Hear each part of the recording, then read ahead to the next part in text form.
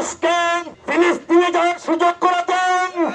আমরা ফিলিস্তিনি ভাইদেরকে সাথে নিয়ে সারা পৃথিবীর 200 কোটি মুসলমানদেরকে সাথে করে নিয়ে আমরা ইসরায়েলের ভূখণ্ডে আমরা দখল করেই ছাড়ব ইনশাআল্লাহ। ইসরায়েল কর্তৃক ফিলিস্তিনের মুসলমানদের উপরে যে নির্মম অত্যাচার চলে আসতেছিল, সেই অত্যাচারের এক পর্যায়ে এখন অত্যাচারটা এমন পর্যায়ে পৌঁছেছে যে তারা যেন পৃথিবীর মানচিত্র থেকে ফিলিস্তিন রাষ্ট্রকে মুছে দিতে চায়। আমরা স্পষ্টভাবে বলতে চাই, পৃথিবীতে 200 কোটি মুসলমান আমরা বসবাস করি। পৃথিবীর বুক থেকে ফিলিস্তিন নামক রাষ্ট্রকে মুছতে হলে এই 200 কোটি মুসলমানকে মুছতে হবে আগে। আমার ভাইরা, ফিলিস্তিন আমাদের মুসলমানদের পুণ্যভূমি। এই ফিলিস্তিনে রয়েছে বাইতুল মুকাদ্দাস, মুসলমানদের কিবলা। এই ফিলিস্তিনে রয়েছে হাজারো নবী রাসূলদের রওজা।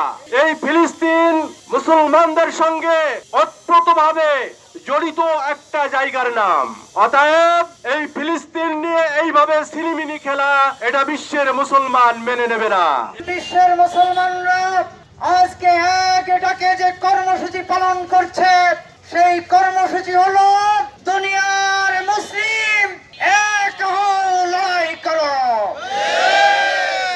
দুনিয়ার মুসলিম এক হও, লড়াই করো। লড়াই করো, ফিলিস্তিনকে স্বাধীন করো। আজকে গোটা বিশ্বে একই আওয়াজ, একই আওয়াজ, একই ধ্বনি। আজকে ইহুদিবাদ নিপাত যাক। যুদ্ধবিরোধী চুক্তি হয়েছে, সেই চুক্তি লঙ্ঘন করে তারা শান্তিপূর্ণ একটি পরিবেশে এই মানুষের উপর তারা নির্বিচারে বোমা হামলা করে তারা গণহত্যা পরিচালনা করেছে। আজকে আমরা দেখতে পেলাম যে সেখানে কি রাফাতে 1 লাখ মানুষ ছিল, আজকে সেখানে একজন মানুষ নাই। আজকে গাজাতে মানুষ ছিল, আজকে তাদের কোনো মানুষ সেখানে নাই।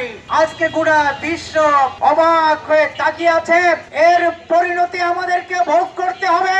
আজকে মুসলমানদেরকে আমি বলতে চাই, আমাদের এখন ঈমান বৃদ্ধি করার সময় এসেছে। আজকে আমি আপনাদেরকে স্মরণ করতে চাই, এই যে তারা বিশ্বাসঘাতকতা করলো, চুক্তি ভঙ্গ করে মুসলমানদের উপরে যে হামলা পরিচালনা করলো, শুনে রাখুন ইতিহাস কি বলে।